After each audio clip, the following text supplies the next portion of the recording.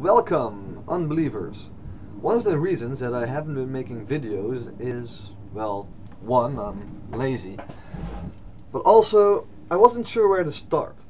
I tend to spend a lot of time thinking about debates and arguments and whatnot, and over the years I found that that the lines of thought used in critical thinking and logic, they tend to form a web.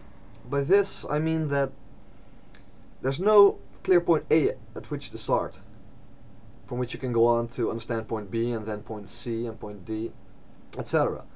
Instead, it tends to be like this. If you understand A, this will help you understand B and D. But D will also help you understand A and B and C. Eventually, this will lead to a coherent, rational and logical way to view the universe, because it all holds together. But after thinking about it for a while, I've come to the conclusion that it is best to start at the most basic, simple and obvious beginning. Not the beginning of the universe, but the beginning of thought. To understand why atheists don't believe in God, you first have to know why we do believe in the things that we do believe are real. People sometimes say that there's no reason to believe that anything is real. It could be that we are just simulations in a huge cosmic computer. It could be that I'm the only thinking person in the world and the rest of you are all just simulations of people. It could be that God created the world last Thursday and all evidence against it, including fossils and our memories, were all simply manufactured in order to deceive us. Of course, these things could be true. However, there is no reason to believe it. There is no evidence for it. And speculating about them seems rather pointless to me. So, what do we do? Well, we start with the famous phrase, I think, therefore I am. We start with the idea that since I am thinking, I am experiencing my own thoughts, so something that I experience as me exists in some form. From there we make one assumption that must be made in order to live, and it is that what our senses tell our brains is in some way true, and that the universe is not trying to lie to us. If we did not make that assumption, then why would we get out of bed in the morning? If our senses can't be trusted, then who knows if that bed even exists? Who knows if getting up actually means that you're getting up? Maybe your mind is just being tricked into thinking you're getting up. Maybe the feeling of weight shifting, of the room spinning is all just an illusion. So, if we accept that we exist, and that the universe our senses tell us we live in is some way real, how do we continue? Simple. We see a chair. I can feel the chair. Well, you can't see the chair. I can see the chair. I can feel the chair. I could taste the chair. If I move it around, I can hear the chair. And if I get close enough, I can smell this chair. The chair probably exists. We do this for the most obvious things in the universe. Anything from things as small as ants to things as large as mountains.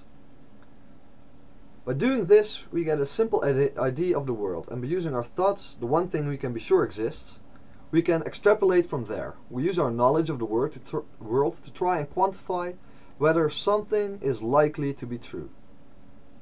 For instance, my friend says that he has a new dog. In the past, he has not lied to me about such things. There's no reason I know of for him to lie to me. Getting a dog is something that fits the picture of the world as I know it. Him saying he got a new dog is enough evidence for me to believe him. However, when my friend tells me that he has a new pet dragon, we have a different problem. He has not lied to me in the past about such things. I see no reason for him to lie to me, but nothing my senses have ever shown me makes me believe that this is at all likely. Nothing I've ever experienced tells me that dragons exist, nor that my friend would be able to get one. So I don't believe him. Not until he has provided me with evidence of this dragon.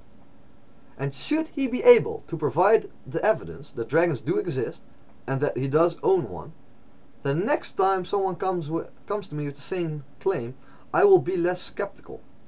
because getting a pet dragon has been assimilated into my brain as something that is possible according to the evidence. What we did there was take a universe in which, for all we know, everything might be possible, and using our senses, we start from nothing, and we fill in that void with things that we know to be true. We start from not accepting anything, and then slowly build up a construct of things and ideas that we have proven to be true.